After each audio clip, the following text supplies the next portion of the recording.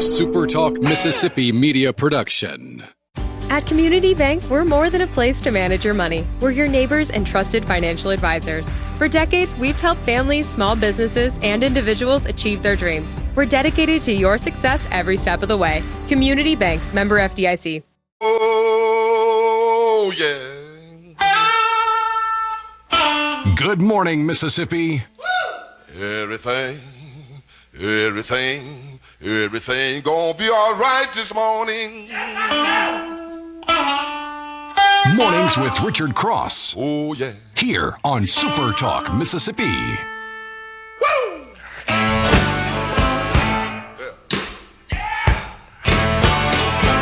Now, when I was a young boy, at the age of 5, my mother said I was gonna be the greatest man alive.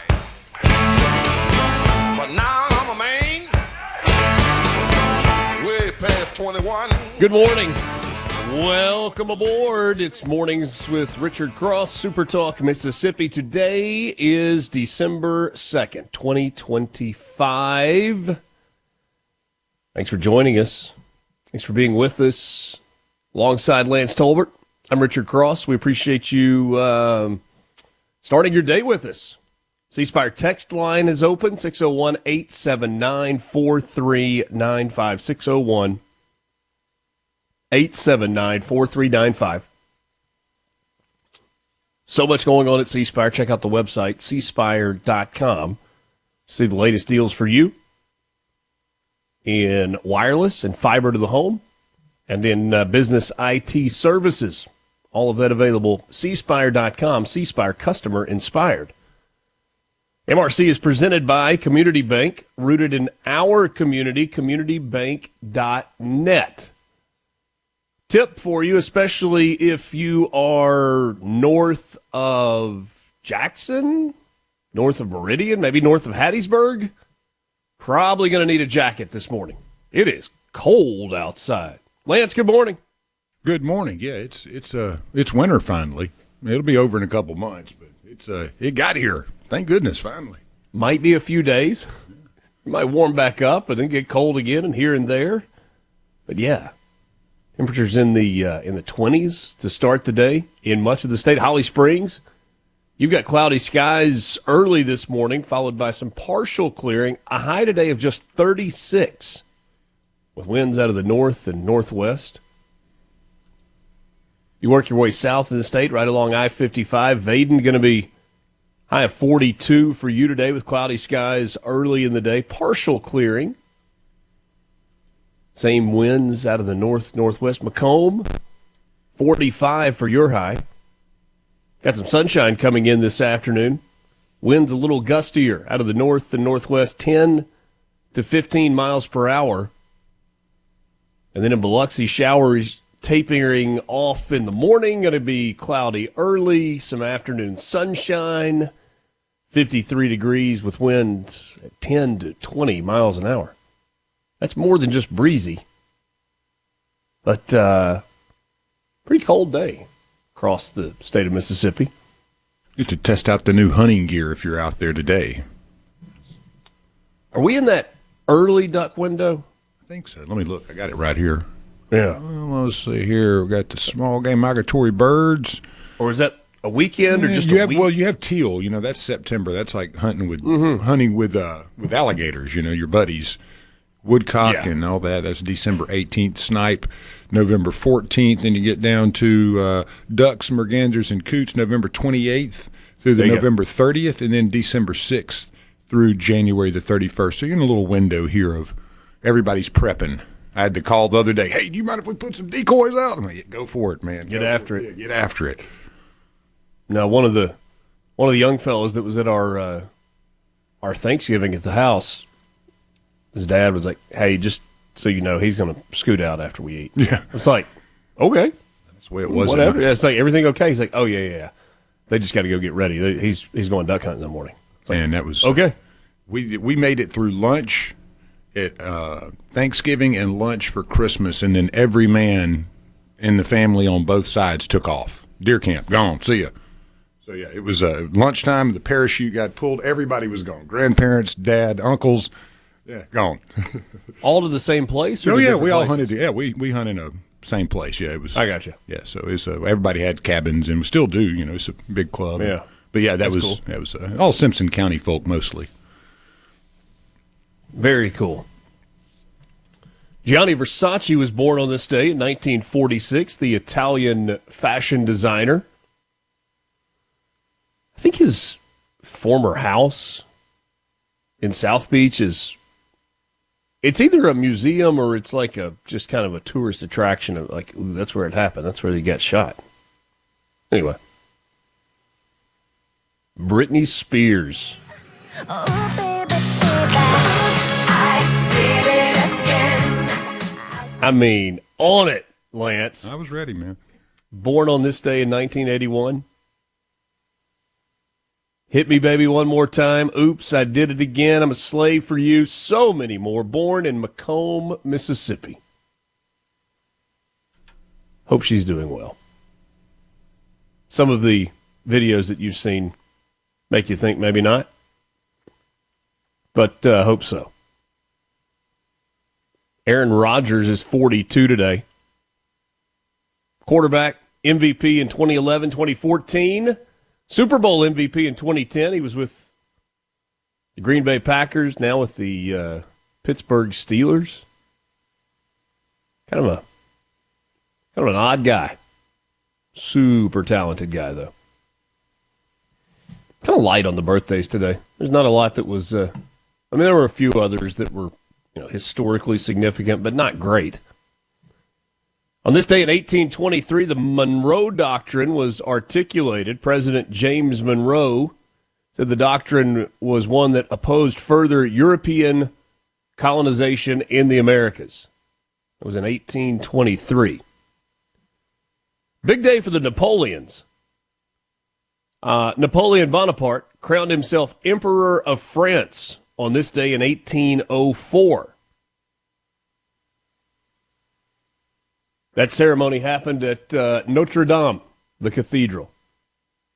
And then, so that was 1804, so 47 years later, in 1851, you had Louis Napoleon Bonaparte's coup d'etat.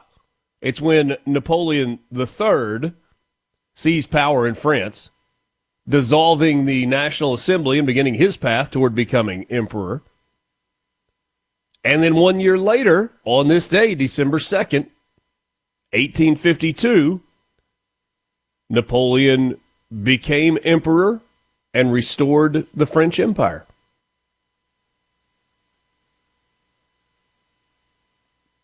You've studied history, Lance, a lot. You read a ton. Can you keep all the Napoleons separated in your mind? Which one Number is which? one, numero uno was the big dog, so everybody behind him, they're Napoleons, but they weren't Napoleon the First. Yeah. And, his defeat at Waterloo and all that, that's a historic loss. You have those, though, is that the ego gets too big, the head swells a bit, you think you're undefeated and everything. The Spanish Armada had happened to them. It happens to them all, So, but, yeah, he was the main guy. The first self-sustaining nuclear reaction. I thought you were going to say scallop farm. No. Happened on this day in 1942. Achieved as part of the secret Manhattan Project, a major milestone in nuclear science. Is there something about a scallop farm significant on this day? Self-sustaining scallop farm. What was that? Wedding Crashers? Okay. Yeah. Sorry. Slow to the party there. The United Arab Emirates was formed on this day in 1971. 6 of them unified to form the UAE. It became 7 later. This day in 1982, the first permanent artificial heart was implanted. Major advance in medical history.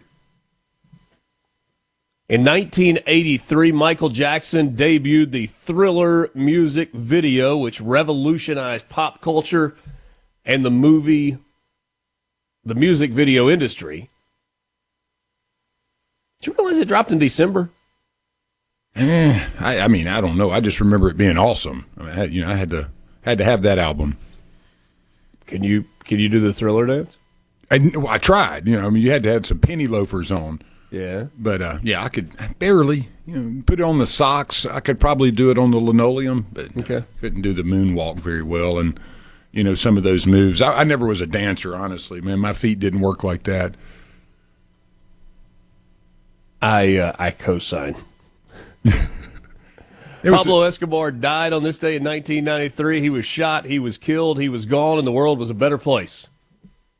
Ocean's 11 made its appearance in 2001, a premiere, the remake starring George Clooney, Brad Pitt, Matt Damon, an iconic heist film. Man, the first one was so good. Oh, yeah. It's a great remake, too, Yeah. It did it justice. You'd think Brad Pitt would weigh 300 pounds after that movie. Every scene you see him in, he's eating.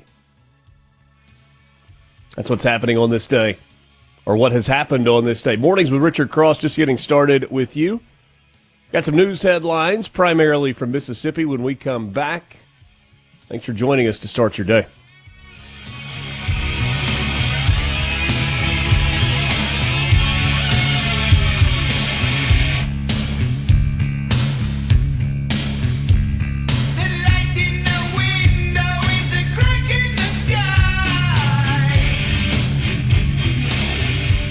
From the Bendable Glass Trap. Want to know what's happening in Mississippi politics? Yes. You're in the right place. Mornings with Richard Cross on Super Talk, Mississippi.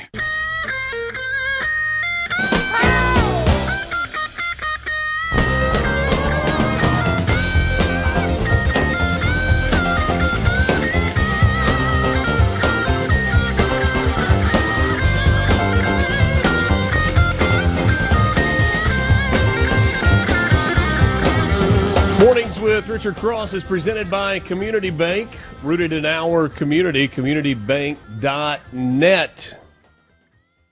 A scary story out of the Mississippi Delta from over the weekend. 3 men were rescued from a boat that became stuck had become stuck on a Mississippi lake on Black Friday. Officials with the Bolivar County Emergency Operations Center confirmed that a team was dispatched to DeSoto Lake after receiving a report that a boat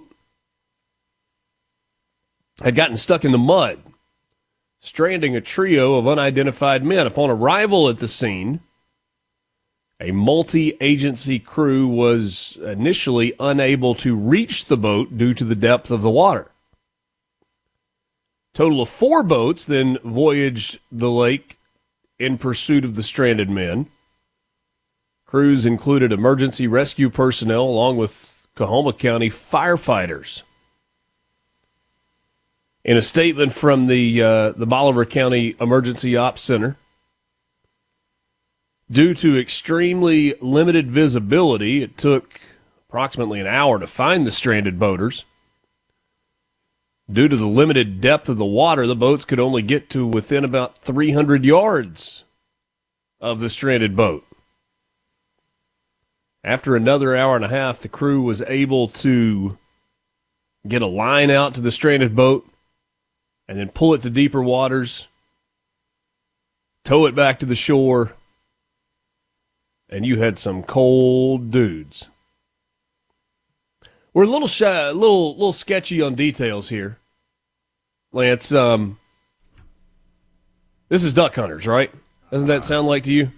Yeah, I mean, being out in the middle of a lake and knee-deep water where the depth of the water probably made it hard to get to, that sounds like guys that were, in a duck boat or something, maybe even out there trying to set up a blind. Yeah. Got out there, water depths had changed a bit since last time, which is easy in the Delta. That can happen in 20 minutes. Yeah. Been stuck many a times. They've gotten a bad spot. I think wouldn't have wanted to get out of the boat because of the maybe they didn't have temperature waiters. of the water? Well, maybe they didn't have waiters. They might have just been on a little tour or something. Hey, this is where we're going to hunt on the 6th. And man, I'll tell you, I never leave without a loaded rifle, loaded shotgun, and a loaded .45. Waiters, backup pair of everything. I mean, I've just learned over the years. It can be a disaster quick. So you take a rifle with you to the duck blind? I carry a rifle and a shotgun and a .45 everywhere I go, loaded. Okay.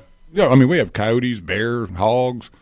Yeah, I've been shot at before, out in the woods from not anybody of our members. So, yeah, you just got to be prepared for whatever potentially can happen. I've had everything you could possibly happen. Wait, you've been shot at? Oh, yeah, man. Intentionally? Two or three times. So, yeah, it's the world's a crazy place. But, yet, you don't want to put yourself in a situation out on water where you're not prepared. That's the worst place to not have your ducks in a row, as they say. You want to tell any more of that story, or we need to leave that be? No. I've had it happen at my club, and then in North Mississippi. I lived in Oxford 21 years, so I've been shot at up there a couple times out on Sardis. So just live and learn, man. Not anything I did. It was people from way, way away that were down there doing things they probably shouldn't have. So, but you run into that. I mean, you got people with guns and strange conditions sometimes, and especially this time of year where things can change on you a little bit quickly. So just pack up and be prepared, especially if you're in the water. We got dropped, got the boat shot out from under us at Sardis when the water was about 20 feet. So the boat went to the ground, went to the bottom with everything we had, guns, everything. So we were hanging on to a tree until we got rescued. Ooh. So, yeah. And they were nice enough because we were able. The boat was still tied off to the tree. It was just at the bottom of the lake.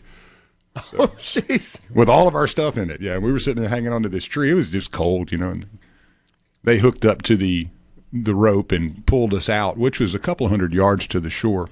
And thank goodness the rifles. The shotguns were still in there. That was the prize right there, man. Getting out of that. The dude just shot the boat out from under, so they took off. Yeah, I would think so. Yeah, they thought we were ducks. The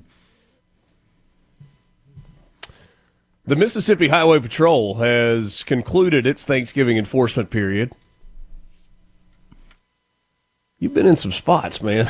Hey, out on the ocean is the worst. We've had a couple of ones out there that have been kind of crazy, So yeah, that's where you learn is out on the. You've been shot at on the ocean. No, too? Not shot at, but God got mad at us one day for catching a bunch of fish, and a squall came up, and that was a 24-hour. Let's just say that was fun. You got to keep everything in perspective.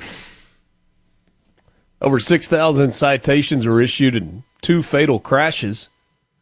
That's the window from November 26th through November 30th. State troopers were out in full force to ensure extra safety. Captain Turnipseed announced yesterday total of 6,492 citations, 85 arrests for impaired driving, 577 motorists popped for seatbelt violations, and 243 crashes resulting in 43 injuries and 2 deaths. The fatal crashes occurred in Walthall and Lincoln counties. Total number of citations was down a couple hundred from a year ago. Crashes were up from 187 to 243. Feels like those numbers should be lower than that, but a lot of people on the roads during that time period. Special election runoffs are happening in some parts of Mississippi today. Voters in over a dozen counties are being asked to head to the polls after a majority of the 17 legislative seats on the ballot were decided back on November 4th. 2 state Senate seats remain without a clear-cut winner. Senate District 24, parts of LaFleur, Panola, and Tallahatchie counties. Risha Brown and Justin Pope are vying for the seat left vacant by retiring David Jordan. Senate District 26, that's parts of Hinds and Madison counties. Letitia James and Kamisha Mumford are squaring off to be the successor to now Jackson Mayor John Horn. And you got a bunch of hyper-local elections happening, including coroner, election commissioner, circuit clerk, school board supervisor, justice court judge in some parts of the state. I would guess that for most of you in the Jackson metro area that listen to this show, most, you would probably see politically eye to eye a whole lot more with Kamisha Mumford than you would with Letitia Johnson. I'm not telling you who to vote for. I hope you've done your own research. Hope you've listened to these candidates, figured out who they are, what they're all about, what they might mean for the state of Mississippi. Certainly not telling you who to vote for. I know who, if I lived in that district in particular, I certainly know who I would vote for. Before a full retrial could be carried out, Sheldon Timothy Harrington Jr. pleaded guilty. A little surprised after our conversation with JT yesterday. Pleaded guilty yesterday in connection with the disappearance and death of the former Ole Miss student Jimmy J. Lee. Harrington pleaded guilty to second-degree murder and tampering with evidence. The guilty plea came hours into juries being selected in Madison County. They were then going to be transported to Lafayette County for his second trial. Man, do you think those folks were relieved? Man. Not only do you get called in, Lance, to be on the jury, but you're going to be shipped off.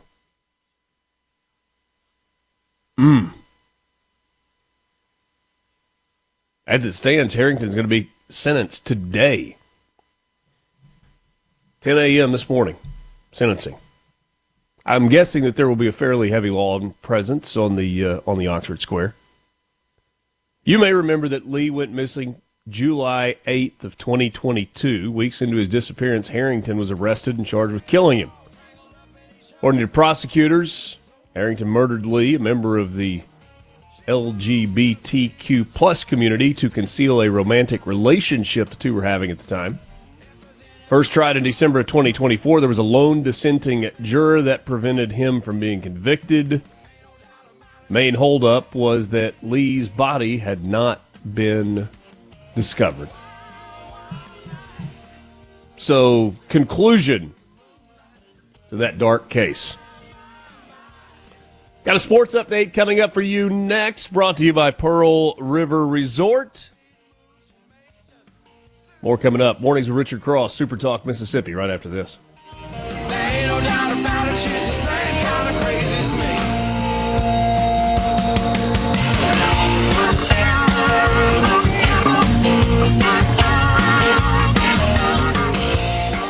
From the Seabrook. Mornings with Richard Cross on Super Talk, Mississippi. Welcome to the show. Creeping every time you're out of time. I got this feeling. There ain't no second chance against the thing with the 40 eyes, girl. You're fighting for your life inside of There's a Broadway musical called MJ. I did not know that. There it is. I have not seen it. There are a lot of people that have. So it's really, really good. It's a musical on Broadway about Michael Jackson. Well, he was revolutionary, that's for sure. He was that. Changed the game. Hey, just a quick heads up at 7:20 this morning, so a little less than an hour from now, we will be joined by the governor of the state of Mississippi. Tate Reeves will be along, and look forward to visiting with him. And to start the 8 o'clock hour, Madison Drake from Palmer Home, Director of Development for Palmer Home, will join us on this Giving Tuesday. We're on a run of named days, right? You had Black Friday. Smart enough to leave football Saturday and football Sunday alone, or church Sunday and football Sunday. Then you get to Cyber Monday, then Giving Tuesday. And I suppose the hope is that you saved a little between Black Friday and Cyber Monday, that you got some to give on Giving Tuesday. We'll talk with Madison Drake about that. It's coming up Right now, look at we need a sports update. We also need a check of the C Spire text line, 601-879-4395. I got a message from a friend, Lance, that said, don't go hunting with him. I mean, it is spread over 51 years, so it's not like every time I walk out in the woods or anything. Not every time? Yeah. It's a handful. I mean, three times since I was 21. And then that's not 51 years. Well, I mean, I was 31 or 30 years. But yeah, at the end of the day, though. I mean, I'm liking my odds less and less. The boat stuff, though, that's always – you always run into problems with the boat. I mean, yeah. Never. That's right. Yeah. It's always going to be something. And you know what? It doesn't matter. New boat, old boat, good boat, bad boat. You just have issues when you have a boat. As they say, there's some saying like, whatever it is, once you buy a boat, Yeah. All of a sudden don't have any friends until, it works. Yeah. You want to go skiing or something, but working on them, man. Sistrunk says got to have an hour of Lance's war stories. I got a few now, I'll be honest with you. It's, and you live life to the fullest as much as possible. I don't I'm one of those rule followers in the woods, kind of like to a T. I always kind of have my mindset right up until the point you get shot at. Well, yeah, then the game changes a little bit. But yeah, I don't shoot back. You know what I'm saying? I'm not trying to get into a war out there. But no, I mean, I'm just Lance is a gangster. LOL. He's got more Purple Hearts than me. Man, I tell you, you got to be able to. Yeah. Well, one of the fun things is when you're duck hunting and you're close to some other people that aren't in your club and they really don't know what they're doing, or they do and they just don't care, and they shoot 200, 300 wood ducks, and for 3 hours you're getting shot, pelted with BBs constantly. For your definition of fun and mine, not exactly the same. So yeah, I've actually belly crawled down in my waders and watched these guys before, just kind of recon work. Yeah.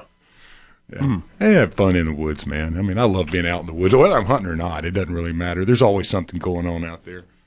Another one here. Group of 4 of us. We're on Arkabutla on a mud boat. Battery died, and we had to push the boat about 3 miles to the bank. That was this past Saturday, said Ward Slap Out. The things a man will do for a limit of ducks. That's right, and that's a good spot, too. But, pushing a mud boat, also, those things weigh a ton. I can only imagine what you felt like after 3 miles of pushing a mud boat. Those motors are amazing, though, but they're big. Also, the things a man will do for a story. Oh, that's what I live for. I love the experience and the adventure. That's me though. That's what I enjoy most. I don't really care about how many ducks I got. I want to be wading around about chest deep at 20 degrees, and then a hooded merganser land 5 feet from me and not know I'm there, and go, I could just grab him. We get a lot of breakout another 1,000 references. There is some truth to it though. Game's going to be played at Davis Wade Stadium this weekend in Starkville on the campus of Mississippi State for the state championships in the MHSAA. Get started on Thursday afternoon at 4 o'clock in the 1A matchup. Undefeated 12-0 Simmons against 11-1 Calhoun City. That's at 4 o'clock on Thursday. On Thursday night, 11-2 Brookhaven. 13-0 West Point. Green Wave trying to do it again. They have been a regular in the state championship game over the last long time. Pair of games on Friday at 4 o'clock on Friday afternoon. Undefeated Columbia at 14-0, taking on 13-1 Kosciuszko. And then in the nightcap from 6A, Hattiesburg at 12-2, Warren Central at 11-2. And then finally on Saturday, a triple header. A noon kickoff for Raleigh and Noxubee County. Raleigh's 13-1, Noxubee 11-3. Then it's Heidelberg at 12-2 against 13-1 East Webster at 3:30. And then for all the marbles, 11-2 Gulfport taking on 13-1 Tupelo, 7 o'clock under the lights Saturday night in Davis Wade Stadium in Starkville. That's a lot of good football teams, Lance. You've had the pleasure of talking about them all season long. I'm just so impressed with the final grouping. I mean, there was some great runs up to where you are, but having a Gulfport team like that has had the year they've had, that's really fun to watch because the coast doesn't really get that far often. And Cooper Crosby, the kid down there, the running back Crosby, he is amazing. He's been a lot of fun to cover and watch his stock rise as we've seen so many of these young men. And watching a guy like Kamario Taylor, in the Egg Bowl, covered that guy for 2 years, man. I mean, he was absolutely a beast. Deuce Knight, all these guys you see continuing their careers, but the others are the ones that get into the JUCO and are filling those ranks with great football. And there's just so many. It's unlimited. You can't cover each and every one of these young men in these programs to the level that I wish I could, because there's just so much there. But congratulations to all of you who have made it to the finals, and I hope you have a blast. It'll be a trip. It was a lot of fun in Hattiesburg last year. I know Starkville will be lit up and ready to go. Forecast, get some layers. Pull out the duck hunting clothes, pull out the ski clothes, get your Mr. Buddy heater, and make sure you got the little small propane canister, because Thursday, Friday, Saturday, the high temperatures are 47, 47, 48, with lows in the mid-30s. Chance of showers on Thursday. Early in the day, showers on Friday. Then it's going to clear out. It's going to be sunny, cloudy, whatever, but it's going to be cold. So you're going to need to be prepared. It's kind of what you should expect for the state championship games, usually pretty chilly. Ole Miss and Mississippi State's quarterbacks, Trinidad Chambliss and Kamario Taylor, have been handed awards from the SEC for their Egg Bowl performances. Chambliss was awarded the SEC Co-Offensive Player of the Week. Taylor, the SEC Freshman of the Week. In the final matchup of the regular season, Chambliss showed out. 23 of 34 for 359 yards and 4 touchdowns. Kamario Taylor made his debut as a starter for Mississippi State. 351 yards of total offense, 178 through the air, 173 on the ground, couple of touchdowns with his feet, threw 1 interception. So congratulations to both Trinidad Chambliss and Kamario Taylor for those awards. Trinidad Chambliss and Brennan Thompson and Braylon Braxton and a whole bunch of others going to be at the Mississippi Sports Hall of Fame tonight for the presentation of the annual C. Spire Connerly Trophy. 30th anniversary of the award. You will also have the presentation of the Kent Hull Trophy and some awards that have been added this year, including a SWAC Player of the Year award, a Division II, Division III Player of the Year award. We'll have all of that news for you tomorrow morning, but I think tickets still available back at the Mississippi Sports Hall of Fame after a long absence from there. Another thing you got going tonight is the SEC ACC Challenge in basketball. Across tonight and tomorrow night, 16 matchups between the two conferences. Tonight, Tennessee's at Syracuse at 6. Virginia Tech is at South Carolina at 6. 6 o'clock tip-off for Oklahoma and Wake Forest.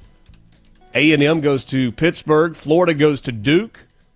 Miami in Oxford to take on Ole Miss. That game tips off at 8 o'clock on the SEC Network.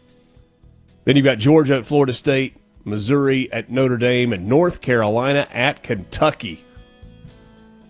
I would imagine that'll be a pretty good scene tonight in Lexington. Mississippi State in action tomorrow night on the road against Georgia Tech. Sports Update brought to you by Pearl River Resort. Online at pearlriverresort.com. Your home for family fun, casino thrills, and live entertainment. More coming up right after this. Make foolish people do. I never dreamed that I'd meet somebody like you. From the Venable Glass. Find out what's happening across your state. Mornings with Richard Cross on SuperTalk Mississippi.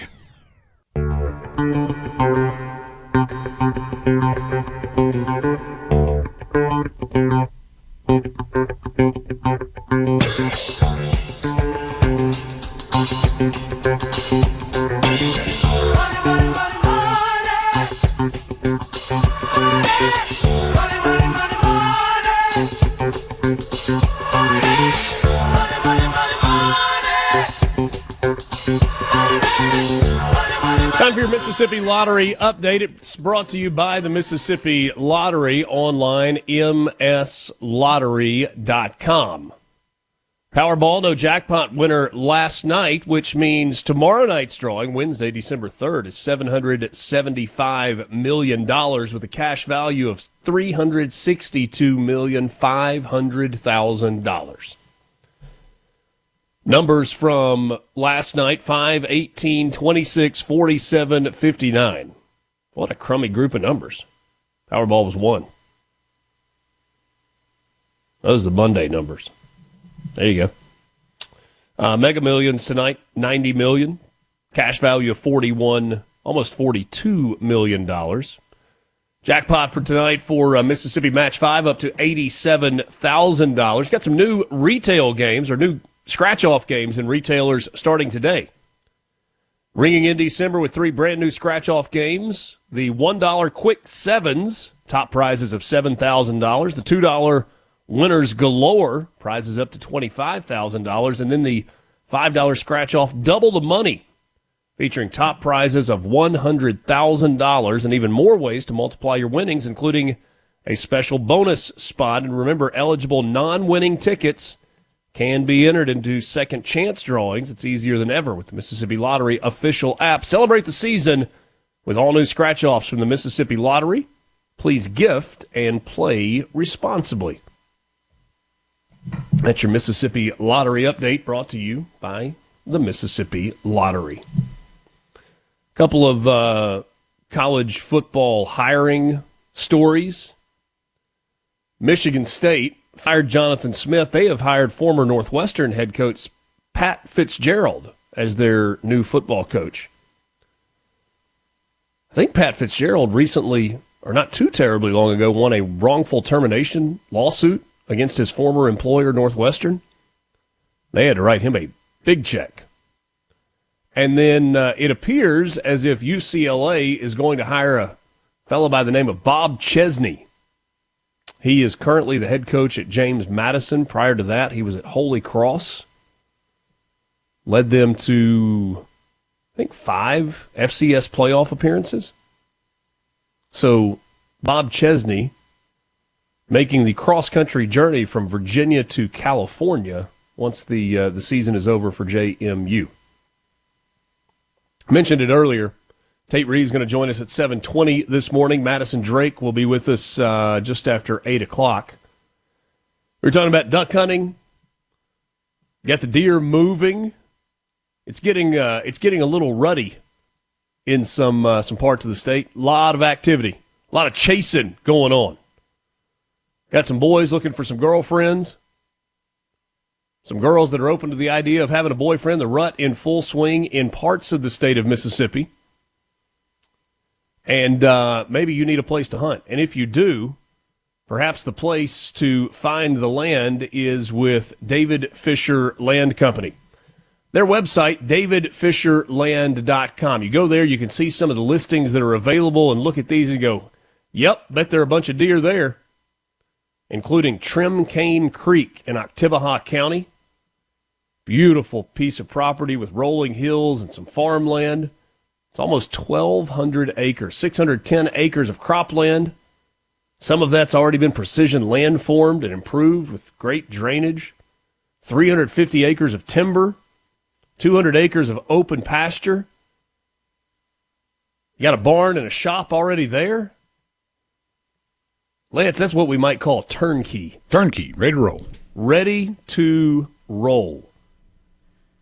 If you're more interested in being in the Delta, you can see a piece of property in Tallahatchie County, one in Humphreys County, Buck Bayou in Humphreys County. That one's been on the market for a little while. 365 acres of WRE and recreational land. They got a slough on there, a couple of them. Some timber on there as well. You can see all of these at davidfisherland.com. Reach out to them. Find the contact information on their website, davidfisherland.com. David, Jack, love to help you with all of your land needs. David Fisher, Jack Laney, Travis Dunn, all available and ready to help you. davidfisherland.com. That's David Fisher Land Company. A slough is one of the most fun places to mud ride on the whole planet. So if you've got a nice razor or side-by-side and you're just itching to go find a hole to sink it into, that's where you want to go. Or if you're old school and you just want to get on a four-wheeler and do it. Oh, yeah. I've literally, my little 300 that's just a two-wheel drive, I've had it up to the handlebars, so yeah. Get those rooster tails with mud just flowing out behind you. I got tractor tires on a 389 4-Trax two-wheel drive, and that's the only time it's ever been stuck. So that's impressive. Yeah, the muffler has a big hole in it, so everybody around camp, when I actually they ride around, they're like, we know where you are, man. They can hear you. Are Ukraine and Ukraine and Russia close to a peace deal? We'll talk about that when we come back. Mornings with Richard Cross, Super Talk, Mississippi. Thanks for joining us. 1 hour in the books. News is next.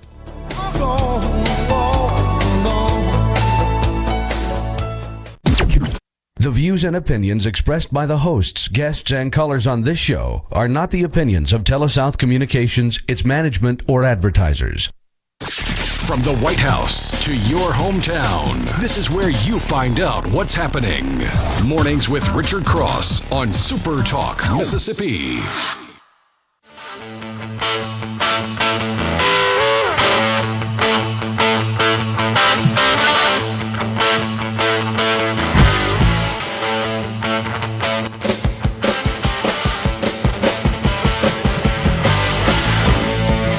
At Community Bank, we are here for every part of your financial journey. Looking to manage your personal finances, our banking services make it simple, secure, and tailored to you.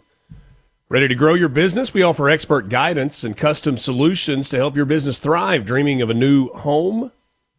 Our mortgage specialists are here to make the process seamless, all designed with you in mind. We're more than just a bank. We're your partner for life's biggest moments. Community Bank. Rooted in our community, member FDIC, equal housing lender. Mornings with Richard Cross is presented by Community Bank, communitybank.net. Thanks for being with us. The governor going to join us coming up in the next segment this morning. Progress on a peace deal appears to be happening between Ukraine and Russia. Vladimir Zelensky has said that he is optimistic, said that yesterday about the progress of revising the Trump administration's peace plan, saying, quote, it looks better, close quote, and the work will continue during talks on how to end the nearly 4-year war with Russia. Zelensky spoke after meeting with France's President Emmanuel Macron, the latest in discussions aimed at brokering the terms for a potential ceasefire in the largest armed conflict in Europe since World War II. Kremlin spokesperson Dmitry Peskov confirmed that Russian President Vladimir Putin would meet with the United States Special Envoy Steve Witkoff today. Witkoff's role came under scrutiny last week following a report that he had coached Putin's foreign affairs advisor on how Russia's leader should pitch to Trump on the Ukraine peace plan. People were really mad about that. And yet, to me, it makes some sense. There is no doubt that Russia has been the aggressor in this conflict, but Russia also is the more powerful of the two countries. And if the goal is to end the war, seems like getting everybody on the same page would make some sense, but there are a lot of people that pushed back on that idea. Zelensky's meeting and his visit in Paris followed a meeting on Sunday between Ukrainian and U.S. officials. Marco Rubio described that meeting as productive. The two sides have worked to revise the proposed U.S.-authored plan that was developed in negotiations between Washington and Moscow, but it was criticized because it was weighted too heavily toward Russian demands. On Monday, the Kremlin boasted of Russia's battlefield gains ahead of the talks, claiming Moscow's troops have captured the key city of Pokrovsk in the eastern Donetsk region. Putin received a report about the capture of Pokrovsk on Sunday. Zelensky said fighting was ongoing there. Donald Trump has downplayed his administration's original 28-point peace framework, which would have imposed limits on the size of Ukraine's military. It would have blocked the country from joining NATO and required Ukraine to give up territory. He called it a concept that needed to be fine-tuned. Macron, the leader of France, said that he wanted to praise the U.S. peace efforts, but insisted that any peace plan can only be finalized with Europeans around the table. Shocking, I know, that Macron is trying to make sure that he and Europe are part of the plan. It is in their backyard. Macron urged Western allies to bring rock-solid security guarantees to Ukraine in case a ceasefire or a peace deal is reached, and has endorsed deploying a reassurance force on land, at sea, and in the air to help the country's security, Ukraine's security. Macron and Zelensky had phone calls with Steve Witkoff. European Foreign Policy Chief Kaja Kallas expressed concerns that U.S.-Russia talks might end up with Ukraine having to make more concessions. What a mess. It's going to be some sort of a compromise, which means neither side will get all of what they want, if indeed this comes to an end. But both sides are also going to have to give something up. And you hope that you can balance it in a way where it's somewhat equal. Bottom line is it's got to come to an end, or the killing will continue, and the senseless loss of life will continue as well. Keep an eye on that story as it develops and hopefully gets to a conclusion. How about this story from Southern California? Lance, this is not what you want. Ken Johnson, a 63-year-old resident of Altadena, California, that's the area where one of the wildfires back in January just ravaged a community. He's got a new roommate, apparently. That roommate is a black bear living in the crawl space under his home in Southern California. We don't necessarily think of Southern California as bear country, but you've got kind of a mountainous area right there. You're in the foothills. The bear was seen on video footage clambering out from beneath Johnson's house yesterday. He had installed a camera near the space back in June when he saw what looked like damage caused by an animal. Nothing showed up on the camera until last week, and now he's trying to figure out how to make the bear leave. Johnson said it's a huge bear, describing it as tall as a table and bigger than the trash bins in front of his house. He was quoted as saying, "It's really unnerving because I don't know if he's going to tear everything up under there. I don't know how to get him out." After the fire last year, or earlier this year, at least 2 bears were found taking refuge in people's evacuated homes in Altadena. One of them was a 525-pound adult male bear found in a crawl space under a man's home in January. Utility crews were trying to get in to restore his power, couldn't do so because of the bear. It was too large to be tranquilized, so they had to set a bear trap to get the bear to come out. They tagged him and released him into the National Forest. CDFW says, in the foothills of bear country, it's important to close crawl spaces with bear-proof material in advance of the winter months to discourage bears from denning and damaging property. So Southern California's climate is not cold enough for bears to actually hibernate for the winter, so they engage in what is called denning. They take long naps, but they will emerge periodically to eat. So since last Tuesday, Johnson's bear has come and gone from his house several times. He can hear, quote, all kinds of clunking and booming, close quote, under the floorboards, and the bear rummaged through his trash cans on Sunday before retreating back to its chosen home. Here's where it gets kind of funny. Not like ha-ha funny, but like curious funny. Johnson has reached out to local law enforcement regarding the bear after it growled at him when he was changing his camera batteries. They told him to call state officials, but he was eventually directed to fill out a form online reporting a bear sighting. He checked a box for property damage and wrote, "It's living under my house." He hasn't gotten a response.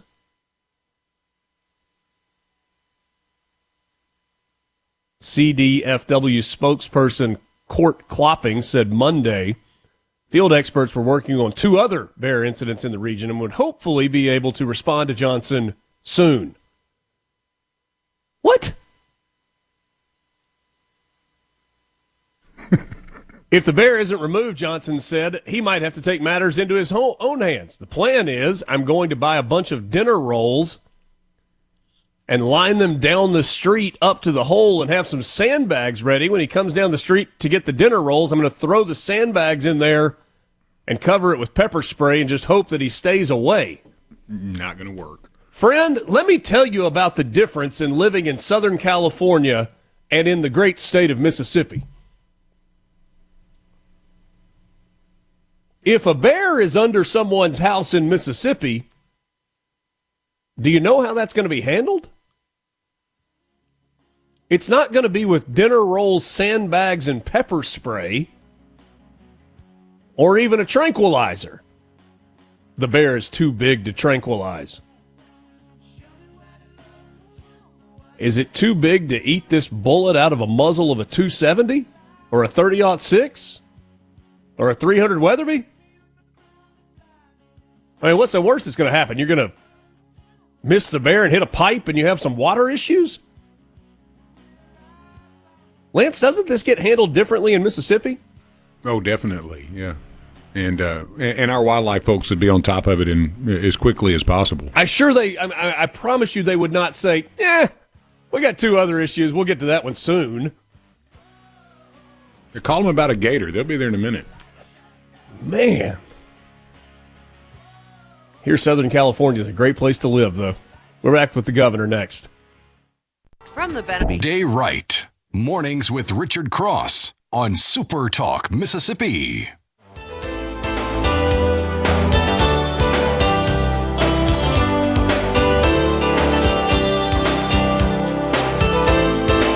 Glad to be with you on this Tuesday morning, the 2nd of December. Mornings with Richard Cross, presented by Community Bank, rooted in our community, communitybank.net. Thanks for joining us, and my appreciation to Governor Tate Reeves for spending a few minutes with us this morning. We get a chance a few times a year to visit with the governor.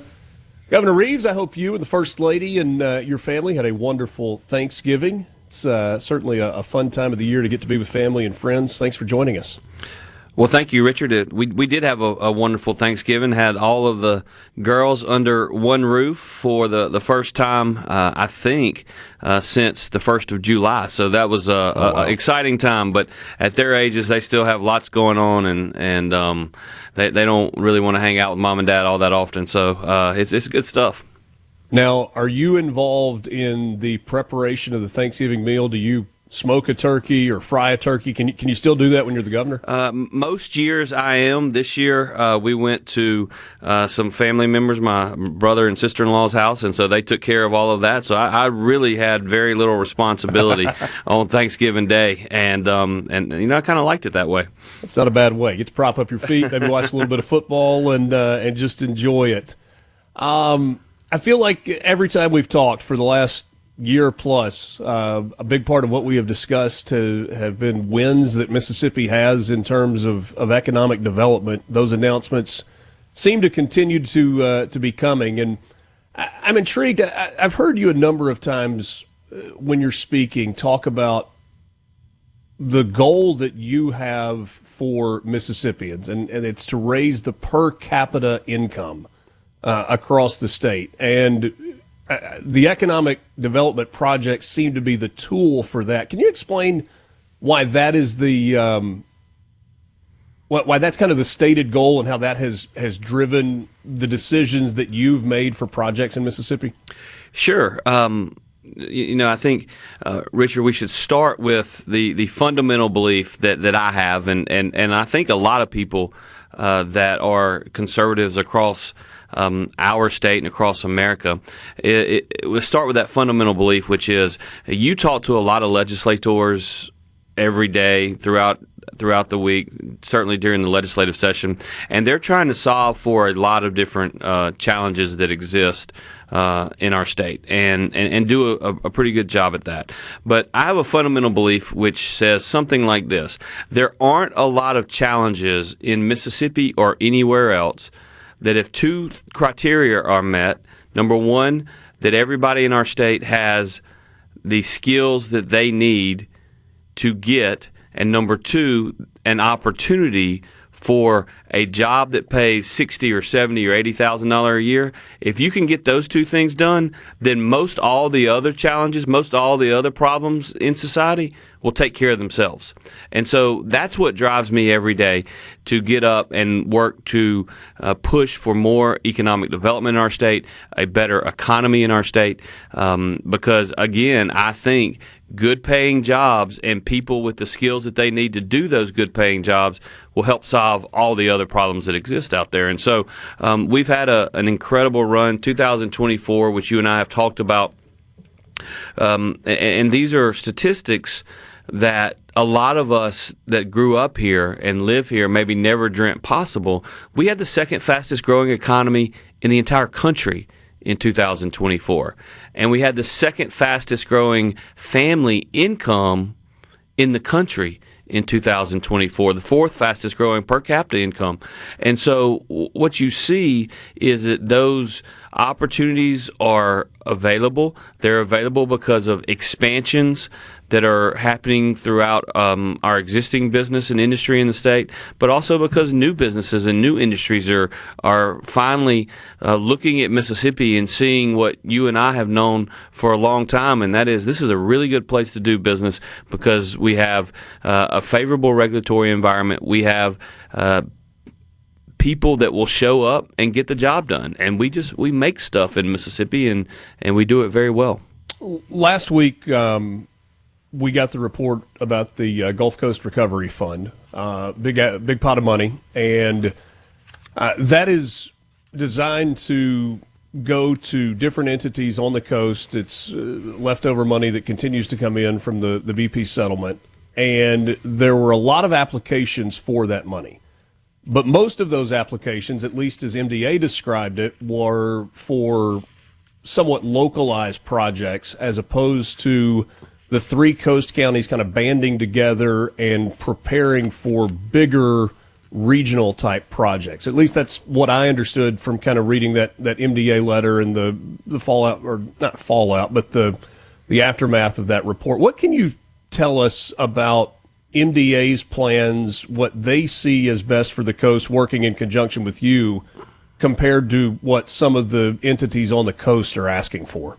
Well, first of all, I will tell you that I don't begrudge any of the local entities, whether it's a city or a county or a nonprofit or a charity organization, for asking for state funds. That's what they are trying to put together a capital stack to do whatever individual project that they are interested in, and I think that's I don't blame them at all for asking for it. We believe, and what we've tried to do during my tenure, first as lieutenant governor and now as governor, is we believe we need to think bigger. We need to realize that we have an economic development gold mine in the state of Mississippi, and we need to be investing for the future. And so while there may be a water and sewer project, or there may be a road project in an individual jurisdiction or an individual municipality, that's really not what we believe we should be spending the Gulf Coast Restoration Funds or the Restore Act funds or the other significant dollars that are flowing into the coast. We think we ought to be thinking transformational. What can we do to take that area between Stennis on our western border and Ingalls on our southeastern border? Mm-hmm. What can we do to turn those wonderful counties into Mississippi's Huntsville? Huntsville is now the largest city in the state of Alabama. Whoever dreamt that possible 25, 30, 40 years ago? But it is the largest city in the state of Alabama, and what they have that is unique is they have an agreement and alignment amongst their elected officials, their business leaders, and we just need to continue to work to build that alignment on the Mississippi Gulf Coast, because that area that I just described is an economic development gold mine. We have the resources in place. We funded a lot of projects, many of which I think are very good projects, and I'm not even being critical of any of the specific ones that are left outstanding or that are on the list.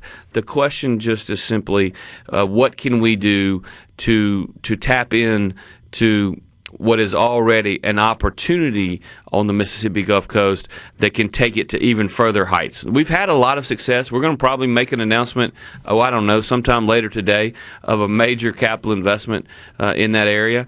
But we think we can do even more. We think we need to think bigger. We need to think transformational. And that's really, I think, what our Executive Director, Bill Cork, and his team at MDA were getting at with respect to the GCRF. That was quite the tease. Oh, we might just maybe make another economic announcement on the coast today? Maybe so, yes. You want to tell us any more about that? I have to sign all these NDAs with all these companies and non-disclosure agreements, and so I'm going to let them make the ultimate announcement in a couple hours. But it's one of those that we really enjoy seeing because it's an existing business that has been in Mississippi for a long time, announcing significant capital investments at their Mississippi facility. And so while we have worked really hard to recruit new business and industry into the state, and I'm proud of that, it really warms my heart when I see folks that have been here for a long time recognizing that the people that live in Mississippi that work for them are worth investing in, and I think that's what you'll see with the announcement later today. How do you get Hancock, Harrison, and Jackson counties to work together beyond just there are a few boards or there are a few folks that kind of are meeting on a monthly basis, like really partner so that becomes a regional powerhouse? Well, Richard, you might as well have asked me, how do you get Mississippi State and Ole Miss to work together in college athletics? It's not exactly an easy task at hand. But I will tell you, I have been so blessed during my tenure as a candidate for office that Hancock, Harrison, and Jackson counties have played a significant role in the fact that I am where I am. I think most people realize that in 2019, without the Mississippi Gulf Coast, I would have had a very difficult time winning that election. They stuck with me. They united. And so we've just got to make sure that everybody, from elected officials to the business community and everyone in between, fully understand and appreciate what's at stake.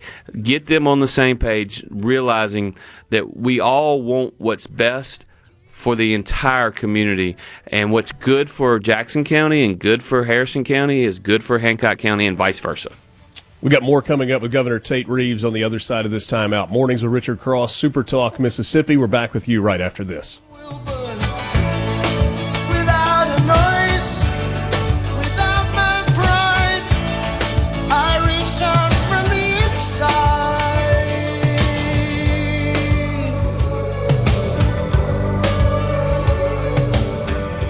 From the Seabrook Mississippi. Mornings with Richard Cross is brought to you by Covington County Hospital in Collins, where your health matters.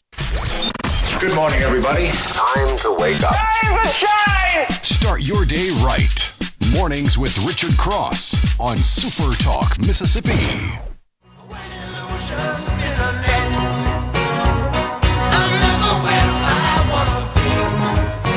Governor Tate Reeves is my guest. It's Mornings with Richard Cross, presented by Community Bank, rooted in our community, communitybank.net.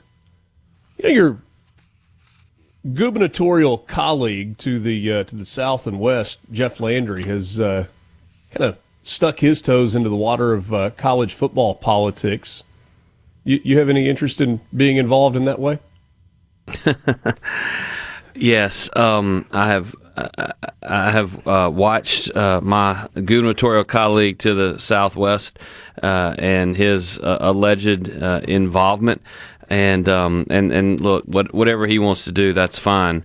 I just think if I were asked about the last couple of weeks and what has transpired both nationally and in Oxford, I think it's perfectly fine. And quite frankly, in today's world of NIL and college athletics, coaches move, and that's fine. But I think I speak for a lot of Mississippians when I say to Coach Kiffin, just spare me the victimhood act. Ole Miss stood up and did everything he asked of them for 6 years, and so this notion that the coach that is now down at LSU is a changed man. I would submit to you that he is the same Lane that got fired by the Raiders, and the same Lane that left Tennessee after less than a year, the same Lane that got fired by USC on the tarmac, and the same Lane that got fired by Alabama immediately before the 2017 national championship game. So I think he will forevermore be known as the guy who left his team in the middle of a playoff run, and that's certainly not what I would want to be remembered for in life, but that's certainly, I think, where he finds himself for the rest of his career. He'll always be the person who left his team in the middle of a playoff run. Not to turn this into a big sports conversation, but although I would rather do that, by the way, and you might as well. Perhaps. Just the significance, if things play out the way it looks like they will, and Oxford and Ole Miss are hosting a college football playoff game, the economic impact of that is just staggering for a 2-3 day period. And it's kind of a bonus because it's not something that you were budgeting for. It's something that you just earned, and you get that bonus. Well, no doubt. You think about the folks up there, many of whom are friends of mine that own hotels, that own restaurants, that participate in a game day atmosphere and a game day economy. It's going to be huge for Oxford. It's going to be huge for the state of Mississippi. There's no doubt that Ole Miss is deserving of hosting a college football playoff game. It's one of the first college football playoff games that will be held on college campuses, as we've gone to a different format over the last couple of years, and I think it just honestly it gives the state of Mississippi yet another opportunity to shine on the national stage, because we know how special it is and how important college football is to our state and to our fans. And I have absolutely no doubt that Coach Golding and his team and his staff will have Ole Miss ready to play, and I think they'll win that opening round playoff game. And you know, the reality is when there are only 12 teams left, and only 12 teams can win a national championship, that's a pretty good spot to be in. And those kids up in Oxford deserve a lot of credit for putting themselves in this position.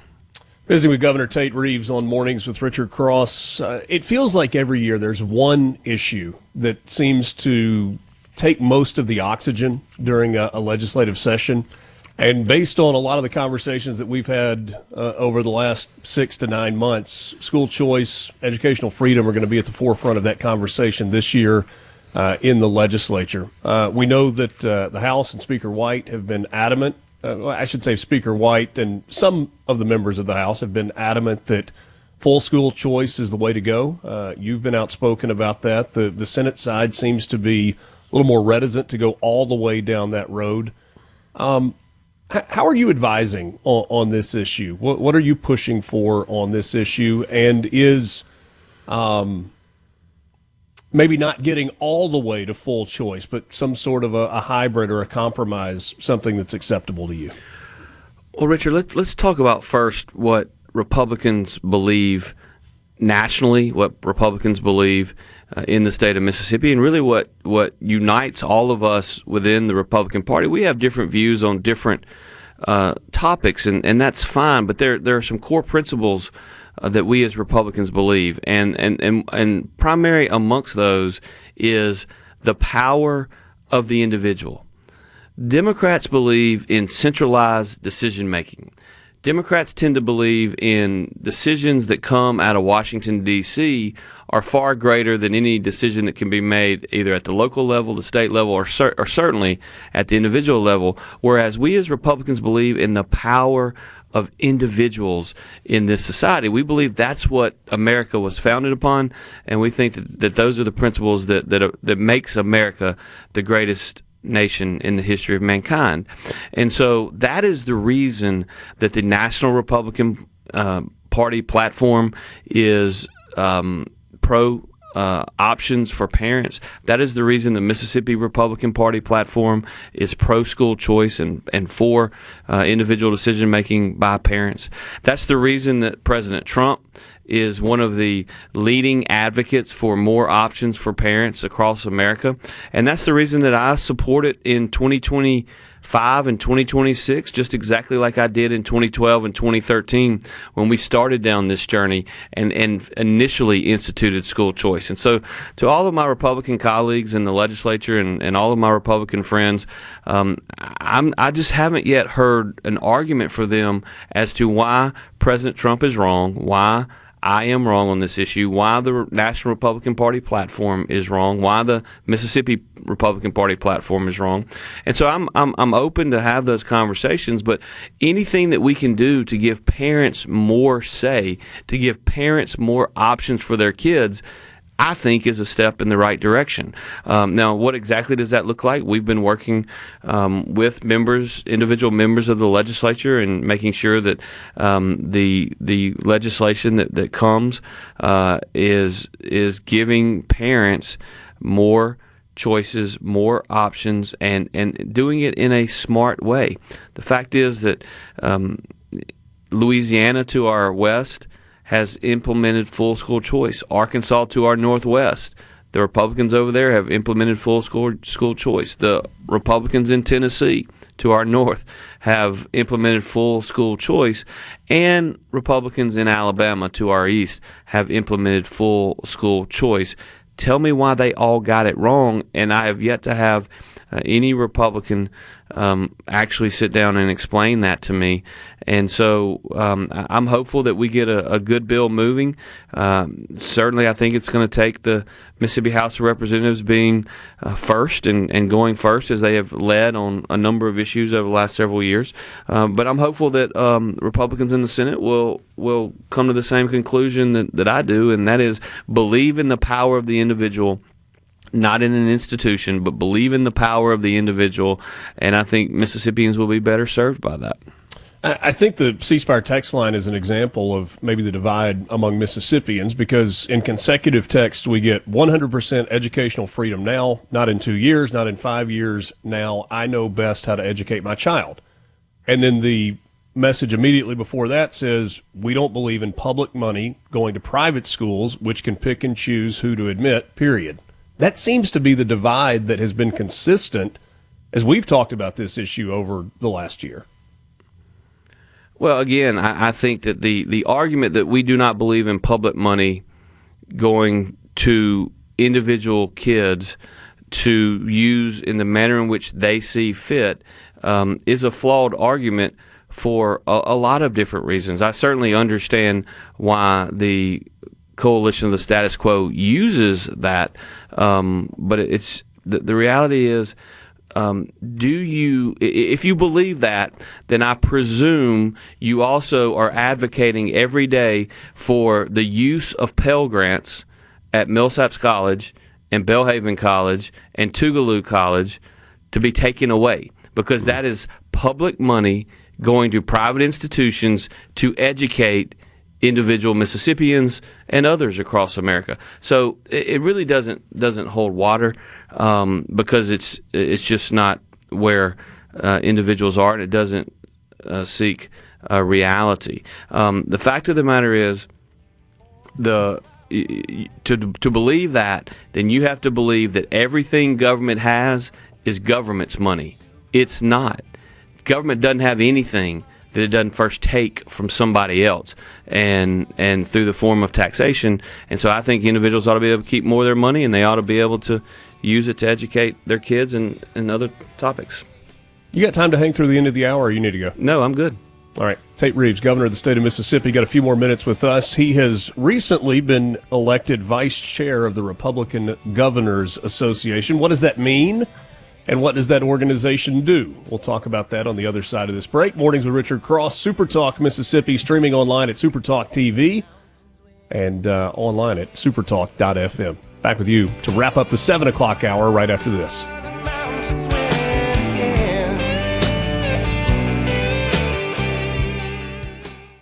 From the Benedict.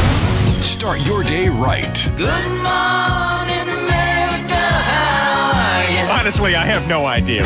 Mornings with Richard Cross on SuperTalk Mississippi.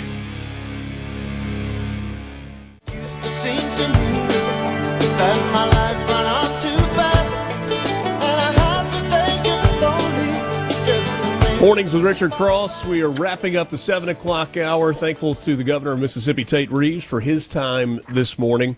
One more follow-up on the school choice conversation we were having before the break, because a consistent question that people who are, I guess, against school choice, or at least concerned about the idea, is the different standards that might exist for private schools versus public schools. Accountability has been a huge word in Mississippi's success in educational gains over the last couple of years, and I think there are people that are concerned about whether or not the same standards exist or would need to exist in terms of testing and accountability models for private schools if the funding changes and you have completely open school choice.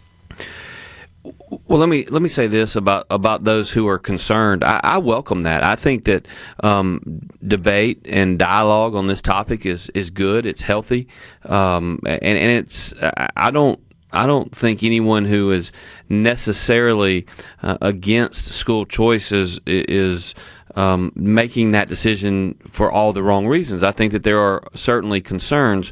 My argument with respect to other schools that parents may choose is there is an ultimate sense of accountability, and that is the parent's ability to pick up and move their child somewhere else.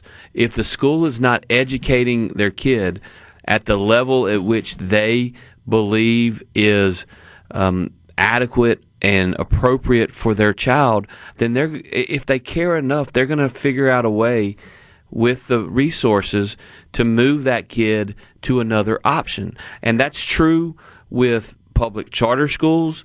That's also true with other schools, whether it's public or otherwise, that may give them the opportunity. And so when you talk about school choice and accountability, a lot of these kids are going to have the opportunity to transfer from one public school to another. Now, as I think Speaker White has said, and I think correctly so, he is going to give the receiving school the ability to say no.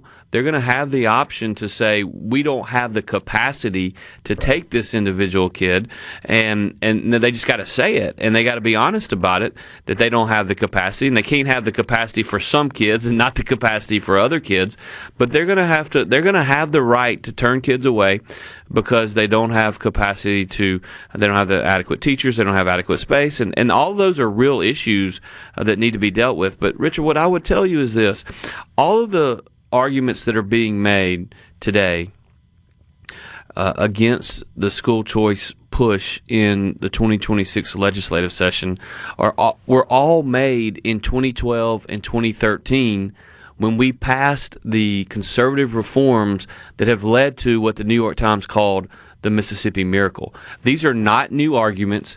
They are the exact same arguments, in many cases made by the exact same people who argued against the reforms in 2012 and 2013, which included ESAs for special needs kids. It also included, for the first time, a foray into public charter schools in our state. And so I think that while the debate and the dialogue is healthy, and I think it's a good thing, I don't begrudge anyone from making it. But again, you made the same exact argument in 2012 and 2013. You were wrong then, and in my opinion, you're wrong now. Certainly an issue that we could talk for hours and hours on. We don't have time for that today. I do want to ask you about RGA, the Republican Governors Association, made up of Republican governors. You were recently elected vice chair of that organization. What's the role of RGA, and what's your responsibility as vice chair? The role of RGA is first and foremost to be the leading committee in the nation in getting Republican governors elected all across states in America. And so we have 27 Republican governors today, and we're proud of that fact. And the primary role of the RGA is as a political organization, in my view, the best run political organization in all of America.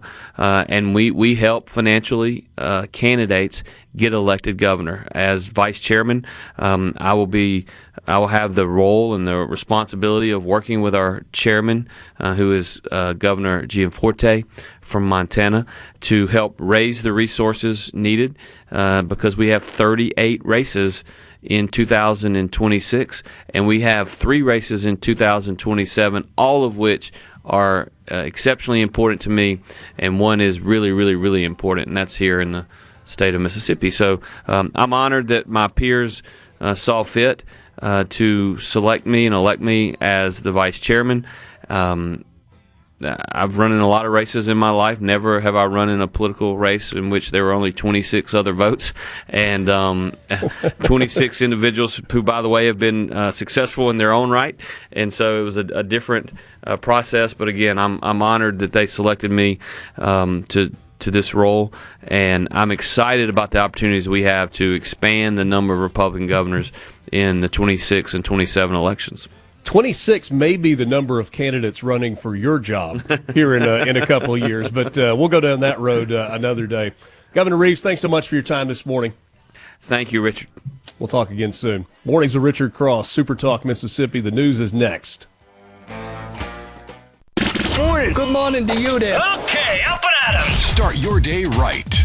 Mornings with Richard Cross on Super Talk Mississippi.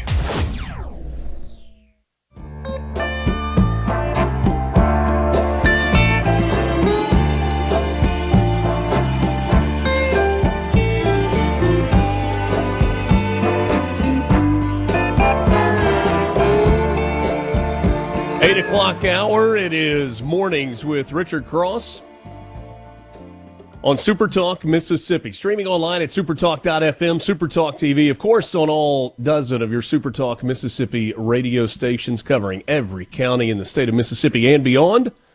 Mornings with Richard Cross is presented by Community Bank, rooted in our community, communitybank.net. My thanks to Governor Tate Reeves for his time this morning. Enjoyed the conversation there. We can talk more about that coming up in just a few minutes on the C Spire text line. Right now we're going to visit with Madison Drake from Palmer Home for Children. She is Director of Development for Northeast Mississippi and Alabama and does a lot of work. Madison, good morning to you. Always appreciate the time. Good morning, Richard. How are you today? I'm doing well. We've got so many names of days, right? We've got our normal holiday names. And then on the back end of holidays, we've got things like Black Friday and Cyber Monday. But today is a day that has a name as well, Giving Tuesday, a focus on charitable organizations, nonprofits, and opening up our wallets for something besides, what we found in a store on sale or on Amazon that we just had to have. Absolutely. And this is my favorite day of all of those because I don't know who actually came up with this, but I love this concept so much because it's just a way to give back after, a season of buying gifts and giving. But this is one way we can really give back and make an impact. And you hope that people have a little money left over after some of those expensive days or have done some planning in advance and maybe set aside. Let's start by kind of talking about this time of year at Palmer Home. I think most people that are listening, because of the relationship SuperTalk has with Palmer Home, know about what Palmer Home for Children does and the fact that it's in North Mississippi. But when you start really thinking about this time of year, it gets cold outside, the holidays are coming, a pretty special time of the year, but sometimes a sad time of the year for some as well. Absolutely. That's one thing at Palmer Home, and especially if you were to come to our campus right now, you would walk in and you would see trees decorated everywhere, everybody getting ready for Christmas. And it's one time of year that we know that we can offer the children that we serve, all of the children who are in our care, we're able to provide them with a holiday season and a Christmas that is wonderful. It's safe. It's joyful, and it's just filled with celebration of Christ's birth. And it's not something that a lot of them have ever experienced. And what everybody does today through their generosity, through their gifts on Giving Tuesday, is they enable this to happen, and they give these precious children and young adults the Christmas that they deserve. When we talk specifically about... Oh, got a little feedback there. I think we're okay. When we talk specifically about Giving Tuesday, this particular day, if people make donations to Palmer Home, whether it's online or by check or calling and learning more, is this money that is raised specifically today going to a certain area, or is it kind of the overall budget in terms of what's going on? Generally, this goes towards the overall budget, unless a donor would like to, restrict a donation to a certain program. But generally, our Giving Tuesday gifts do go towards just our general operating budget, which is going to directly serve all of our children on campus. No gift is too big or too small. And one thing that I want to add, and this is so important, and we're so grateful. Mr. Jimmy Gray at Jimmy Gray Chevrolet has generously donated a $5,000 matching gift, so donors can double their donation and their impact up to $5,000 for today only for Giving Tuesday. And Jimmy Gray Chevrolet has been fantastic. They've done this for us for several years, longtime supporters, and we're so thankful, because if you say you want to give $10, $25, $50, you double that instantly through making that gift. You can make it online at palmerhome.org. You can send us a check. Just make sure you date it today. You can pay. Basically, you can just send in a donation today, and we'll be sure that it's credited for Giving Tuesday. But the easiest way is to visit palmerhome.org and make that donation online, so that we know that it came through today, and we apply it to that matching gift. One of the things that is available, and it's something that we've talked about during Radiothon, which obviously is in the middle of the summer each year, is the monthly option. I know you appreciate the gifts that come in specifically on that day, or specifically today on Giving Tuesday. But when people commit on a long-term basis to, hey, I'm going to do this and I'm going to do it on a monthly basis, it's going to be recurring, what does that do for you in terms of stability and planning? Oh, it helps us so much when planning our budget. When budget season comes around, it helps us to know that somebody has committed whatever amount per month. We have some monthly donors who give $10 a month, but that adds up. If you've been doing it for 3 or 4 years, that really adds up. And then we have some people who might give $500 a month, and very, very easy to grow that number and to really, really stretch that impact, if you will, to support our children, to continue that giving. And there's just so many ways to do it, but monthly giving is one option. And there's a very easy way to do that online. If you visit our online giving page, our donation, you just go to our palmerhome.org, click donate, and it'll give you the option to make a one-time donation, or you can make a monthly, you can commit to a monthly gift of whatever amount you choose. And we try to make that as easy as possible for you, but please don't hesitate to reach out if you have any questions at all. Website is palmerhome.org. You can click on the Giving Tuesday tab and learn more about the opportunity there. You can give online, or you can, as Madison said, reach out for more information. Different families handle Christmas differently. There's some that are very conservative on Christmas morning. There are parents that absolutely ridiculously spoil their kids on Christmas morning. There's some that are, somewhere in between. But I think most people, regardless of how they give or what they give, ultimately they want that day to be special for the children in their home. What does Christmas morning look like at Palmer Home? Oh, Richard, it's so wonderful to see our children come. We have a beautiful wellness center, 25,000 square foot, beautiful facility on our campus with a huge Christmas tree. It's everything you can imagine. They wake up on Christmas morning. They're able to go. They're able to see Santa Claus. He's there with gifts labeled for each and every one of them. We have so many wonderful community volunteers who not only donate toys, presents for our children, but also come out and wrap them and make sure that it's exactly what's on their wish list. And it's absolutely it'll make you emotional to see children who have never received much at Christmas. Some have. Some have no concept of what this is, what Christmas is supposed to be like. And in addition to that, they're able to just learn more about the true meaning of Christmas and the spirit of Christmas and the spirit of giving. And it's so impactful to witness that and to witness the smiles on every child that we serve on Christmas morning. It's really special, and it's because of supporters like you that we're able to make it happen. I think Madison Drake just broke some news right here on Mornings with Richard Cross. I don't even know if she intentionally did it. So I feel like all of us are under the impression that when Santa Claus finishes his Christmas Eve route, like he goes back to the North Pole and just crashes. Like long day, long season. You just told us that Santa Claus actually is at Palmer Home on Christmas morning. This feels like a big deal. It is absolutely.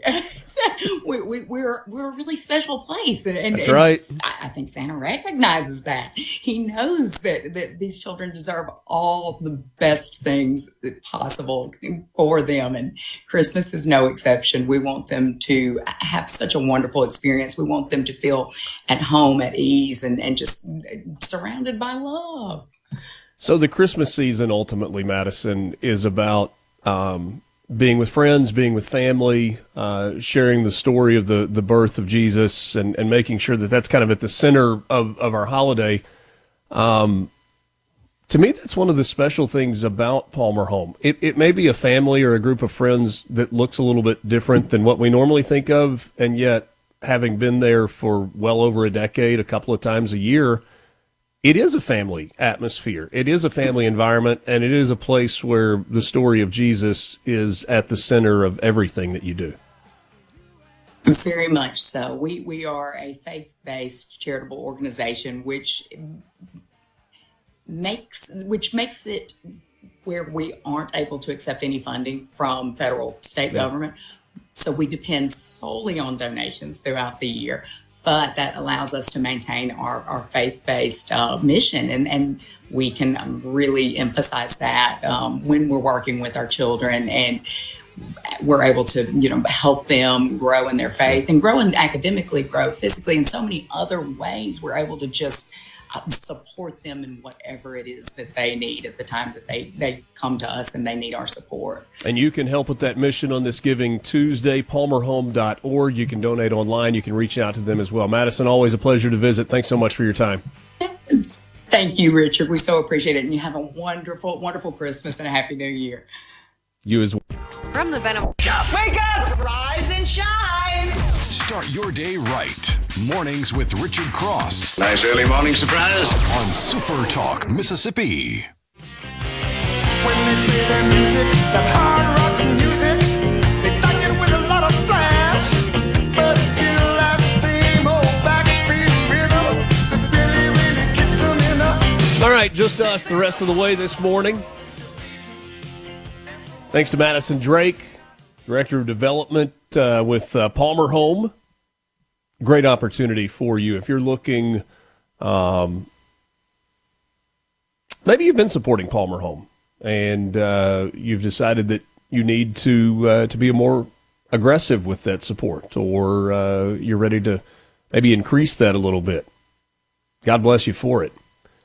Maybe you have thought about Palmer Home but haven't gone down that road, or maybe you learned about Palmer Home for the very first time this morning. Faith-based children's home in North Mississippi that does not accept any government dollars, and because of that, they are able to continue with their whole child initiative, where They focus on the spiritual well-being, the physical well-being, the emotional well-being, the psychological well-being of every child that comes through their doors. They give them a home. They live in houses on that campus where there are house parents, and with those house parents, some of their biological children live there, in addition to the children that call Palmer home their home. A lot of these kids come from really hard to imagine circumstances, and in some cases, it's the first place that they have ever truly been loved, truly been cared for. Sometimes they come with absolutely nothing but the meager clothes that they have on their back, maybe a sack with just a few belongings in it, and Palmer Home literally and figuratively wraps its arms around those kids and gives them safety and security, and most importantly, love. That would be my elevator pitch to you if you were perhaps considering making a donation. You can do it on this Giving Tuesday or on any day. You did hear that there's a matching gift in place for up to $5,000 for donations that are made on this specific day. You can give online, or if you send them a check, just make sure that you date it December 2nd so that you can take advantage of that. But appreciate Madison coming on board and visiting with us this morning. Also appreciate the governor, Tate Reeves. Spent about 45 minutes with us. Really good conversation with him. A lot of your messages on the C Spire text line, 601-879-4395. Your team's got you covered on the field. C Spire's got you covered everywhere else. From wireless solutions to fiber to the home internet to business IT solutions, their business IT team is ready to help you achieve your goals. Learn more about them online at cspire.com. C-Spire, customer inspired. A lot of messages.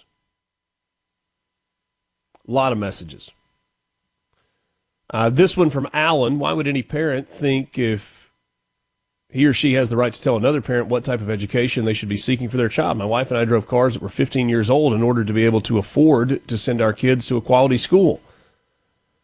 We shouldn't have had to do that knowing that we were paying taxes based on the school district we were living in. That's just wrong. That's from Alan. Here's one. Don't all teachers in our state have to have the same qualifications to teach? Maybe it's the students who are the issue, from Bill in the Pine Belt. Yeah, all public school teachers have to be certified in the exact same way. There are some private schools where you've got different standards for what is required of teachers. And note that I said different. I didn't say wrong, because it's kind of personal to me, actually. And here's what I mean by that. Teacher certifications are absolutely a good thing. It provides a standard. It provides a baseline for what a teacher is supposed to be able to do in a classroom in terms of teaching. But excluding people who are willing to teach or able to teach that don't have a teaching certificate, just excluding them off the top of the off the top, strikes me as incredibly short-sighted. My example is, I have for a long time thought I would love to teach at the university level. Love to teach journalism classes. And I think I'd be a good teacher.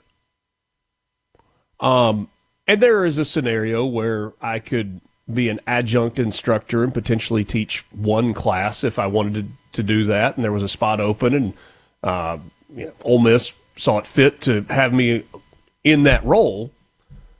But beyond just that one class in a semester, I don't have a master's degree. Thought about it a bunch of times. Can't really get motivated to go back to school. I made it through. I have a diploma, and I think that's probably where I'm going to stop.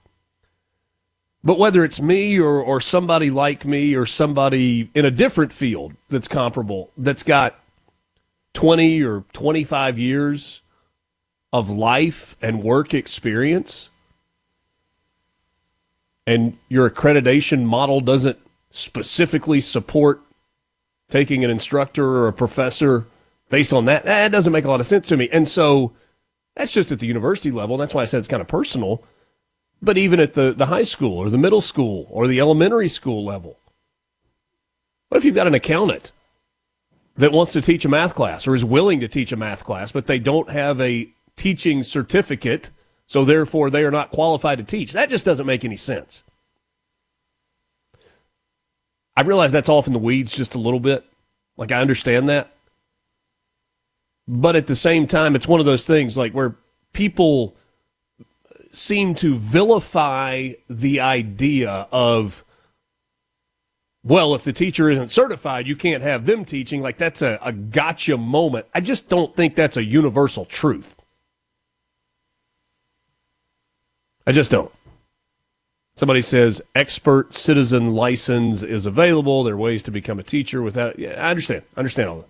But that's one of the gotcha things that you get. Well, private schools don't all have certified teachers. Teacher certificates are a good thing. Don't misunderstand me. But they are not a one-size-fits-all universal. That is always the answer. And if you don't have a teaching certificate, there's nothing you can do that is positive for educating children in Mississippi. I just don't believe that.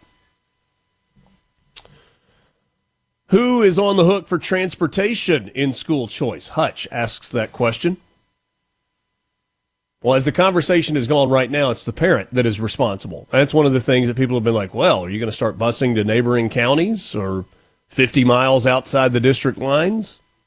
No, it's one of the things that is part of this conversation is if a parent chooses for their child to go to a school that's not in the district in which they live, then it would be that parent's responsibility, at least as it's been discussed now, to take care of the transportation. Van in Ocean Springs dropped a bunch of questions. I'm not going to answer all these, but I think they're reasonable thought questions. What percentage of students in Mississippi are asking for school choice? And probably the better question is what percentage of parents as opposed to students? What are the characteristics of the students who would benefit from school choice? Seems part of the analysis would be to find out what the really high-performing students in Mississippi are doing and then imitate more of that. Are high-performing students clamoring for school choice or parents of high-performing students? Van says, I suspect they are already attending the higher-performing school districts, be they private or public. Is the idea about school choice having more access to these high-performing schools? Or is it about establishing alternative institutions to the currently high-performing schools? I think all reasonable questions and worthy of conversation. How do we know how the admission process will work if there's no oversight currently under our present setup? We are outperforming states that do have universal school choice. I think that's a reasonable statement. You say we need to advance school choice for the betterment of students across the state of Mississippi, and yet you look and you see that Mississippi, with the progress that it has made, is outperforming some of the neighboring states. My guess is that proponents of school choice would argue, yes, but we can't sit still. This is the next step. If we are going to continue to grow, if we are going to continue to excel, if you believe that we're currently excelling, then you got to continue to push forward. You got to continue to take chances and do what's best. I think that's what the argument would be. Appreciate all of your messages. School choice, a topic that every time we go down this road elicits passionate responses from both proponents and opponents. And it is absolutely worthy of the conversation that we are having right here and that you are having with friends and with family and perhaps even with your kids. It's worthy of the conversation that teachers and principals and superintendents and state leaders and politicians are all having. Let's just hope that the conversation, in all of its forms, for it, against it, and otherwise, the focus is on what is best for the students of the state of Mississippi. From the Seabrook Docks. Super Talk, Mississippi. Ladies and gentlemen. Here we go. Now back to Mornings with Richard Cross. Now that's entertainment.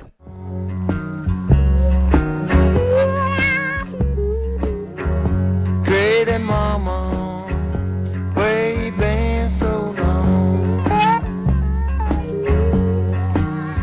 You been hiding out, I know that's true. Great mama, sure need you. Great mama. Glad to be with you this morning. It is Mornings with Richard Cross on Super Talk, Mississippi. You can join the conversation on the C Spire text line, 601-879-4395, 601-879-4395. This afternoon, Sports Talk Mississippi will be at the Mississippi Sports Hall of Fame in Jackson for the presentation tonight of the 2025 C Spire Connerly Trophy. You will hear from some of the past winners, perhaps players and coaches today during the event to honor the best college football players in the state. That's tonight, this afternoon for Sports Talk Mississippi from the C Spire Connerly Trophy presentation. Middays with Gerard Gibbert will be in Cleveland on Thursday of this week for the annual 50 Nights of Lights.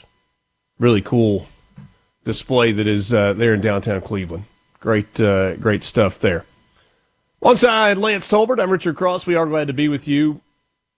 Mornings with Richard Cross is presented by Community Bank. At Community Bank, we're more than just a place to manage your money. We're your neighbors, your partners, and your trusted financial advisors. For decades, we've been rooted in our community, helping families, small businesses, and individuals achieve their dreams, whether it's opening your first savings account, planning for a brighter future, or growing your business. We're here every step of the way. We're dedicated to our customers, committed to your success, and always here when you need us. Community Bank, rooted in our community, member FDIC.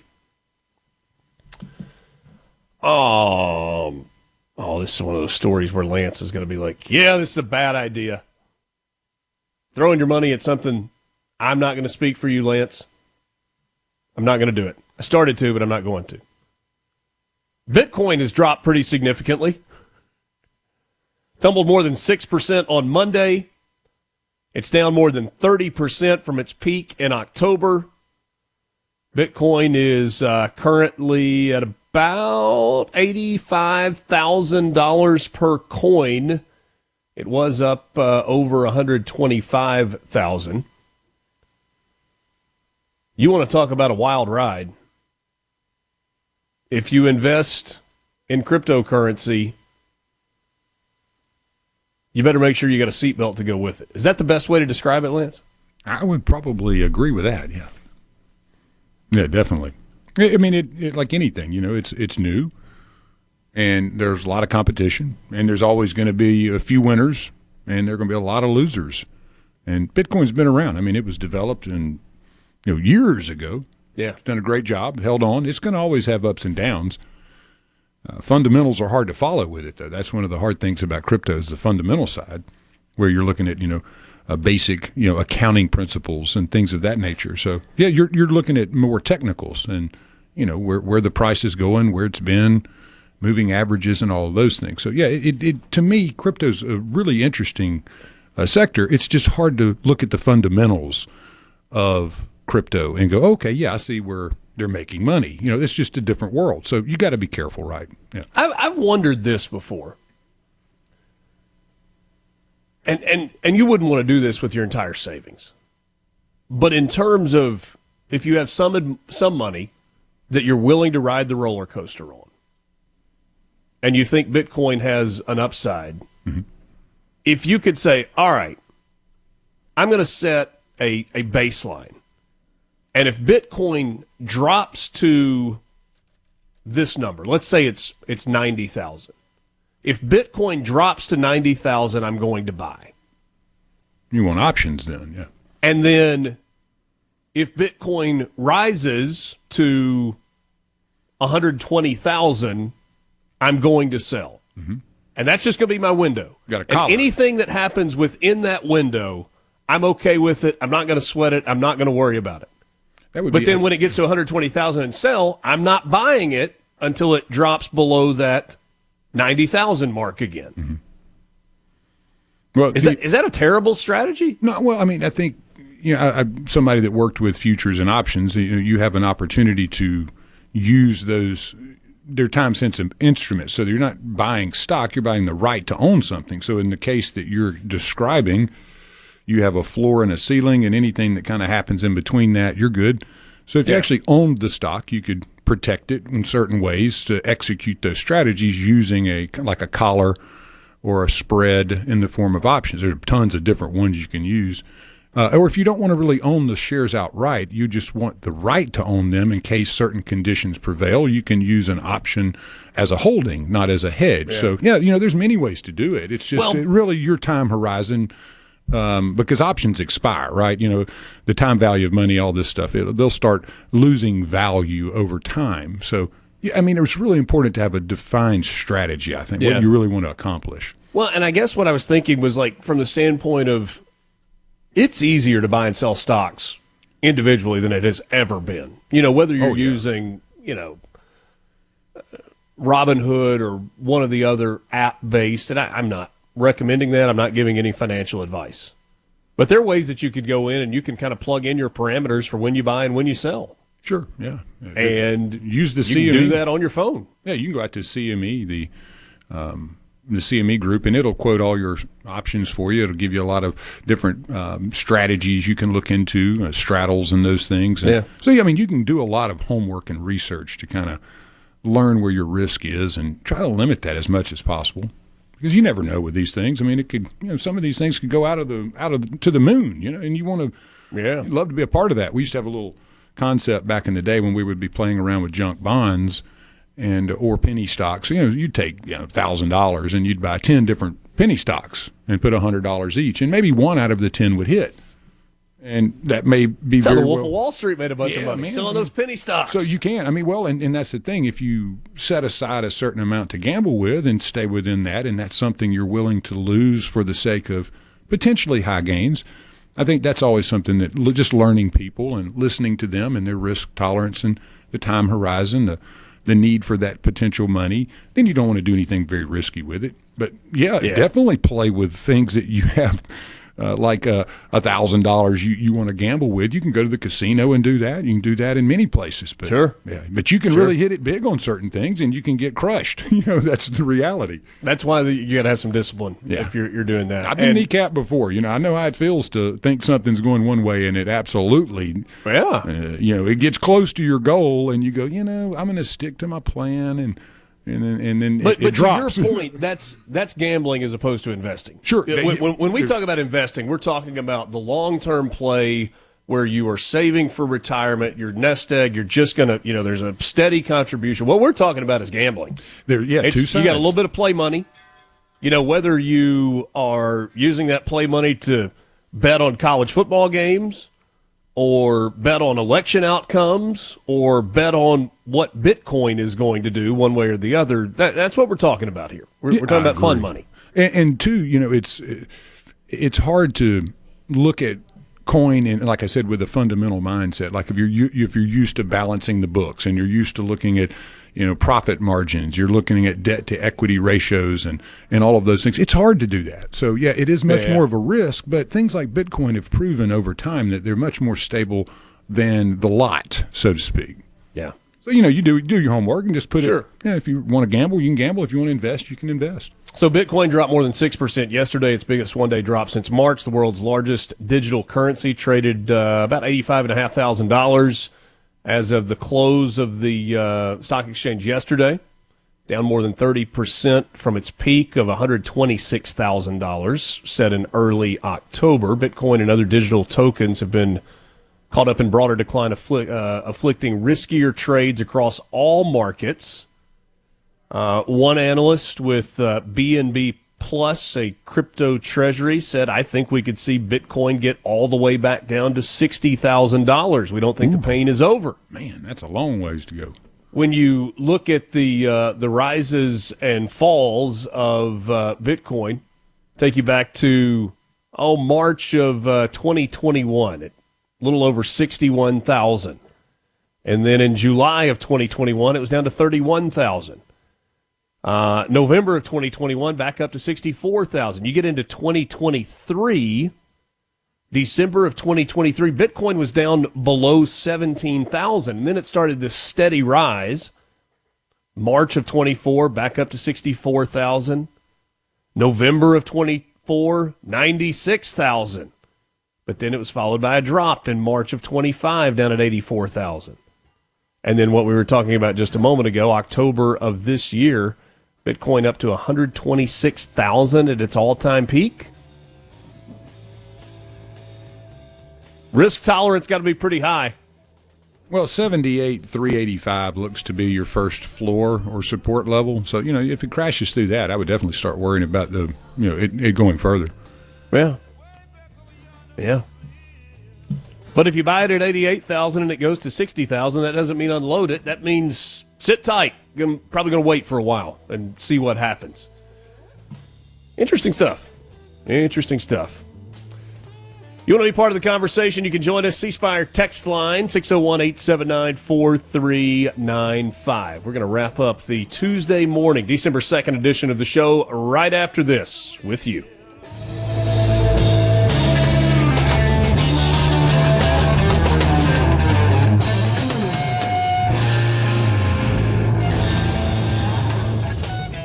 From the Venable Glass. It's time to switch on. Mornings with Richard Cross on Super Talk, Mississippi. Yeah!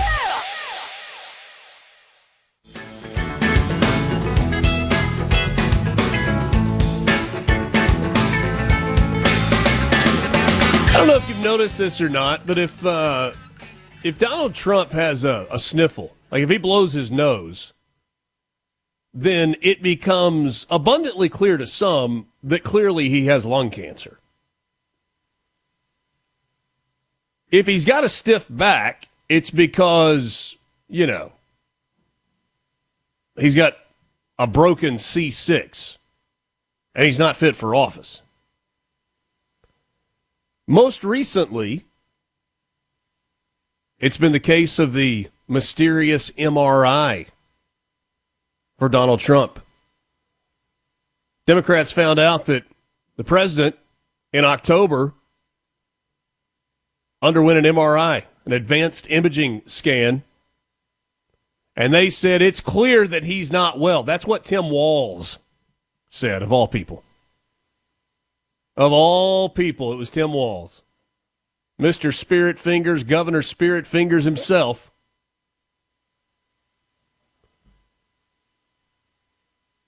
Walz said, the president is unwell. Release the MRI results. Didn't even know what the MRI was for. Well, Trump has said yesterday, over the weekend, I don't care. Release the results, whatever. There's nothing wrong with me. So what did the White House do? It released the results. An MRI in October to assess his cardiovascular and abdominal health. Preventative, doctors found no evidence of arterial narrowing, impairing blood flow, or abnormalities in his heart or major vessels. That is, of course, according to Navy Captain Sean Barbabella, the president's physician, and that was in a memo released by the White House press office. The doctor said the president's heart chambers are in normal size, blood vessel walls appear smooth and healthy, and there were no signs of inflammation or clotting, according to the memo. Everything evaluated is functioning within normal limits with no acute or chronic concerns. Donald Trump is 79 years old. Joe Biden was 81 when he left office. The same people that are saying release the MRI results are the people that were saying you really should leave President Biden alone. He's just fine mentally and physically, and you're a bully for asking. Democrats were defensive when questions were raised about the health of former President Joe Biden, and yet Tim Walz, the president is unwell, released the MRI results. It was on Air Force One on Sunday night when Trump told reporters, yeah, he would release additional information about the MRI, and said he didn't know exactly why they had done it, other than it wasn't over any concerns of mental sharpness. He said, quote, I took a cognitive test and I aced it. I got a perfect mark, which you would be incapable of doing. Of course, that's what he said. To the reporter asking the question, he said, I took a cognitive test and I aced it. I got a perfect mark, which you would be incapable of doing. He is a president unlike any other ever. News out of New Jersey. A federal court, U.S. Appeals Court, has once again ruled against one of the judiciary picks for, or one of the U.S. attorney picks for this administration. Donald Trump's personal former lawyer, Alina Habba, disqualified from serving as the top cop in New Jersey, the top federal prosecutor, despite the administration's maneuvers to keep her in that role. A panel of judges from the 3rd U.S. Circuit Court of Appeals in Philadelphia sided with the lower court judge's ruling after hearing oral arguments. The court wrote in its opinion, a 32-page opinion, it is apparent that the current administration has been frustrated by some of the legal and political barriers to getting its appointees in place. Its efforts to elevate its preferred candidate for U.S. Attorney for the District of New Jersey, Alina Habba, to the role of acting U.S. Attorney demonstrate the difficulties it has faced, yet the citizens of New Jersey and the local loyal employees of the U.S. Attorney's Office deserve some clarity and stability. We will affirm the district court's disqualification order. No immediate comment from the White House.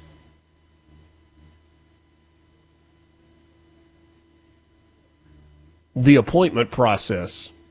We're closing in on a year for Trump in office. And the appointment process has been a disaster. And I don't think all of the blame for that goes on Democrats. Certainly some of it does. Senate Democrats have been awful to deal with in terms of confirming Trump appointees, playing political games with that, which is their right to do. But it goes way beyond just the Senate confirmation hearings for appointees. There are way too many openings, judicial especially, that have gone unfilled for a number of reasons. Thanks for being with us on this Tuesday morning, the 2nd of December. For Lance Tolbert, I'm Richard Cross. We hope you have a great day.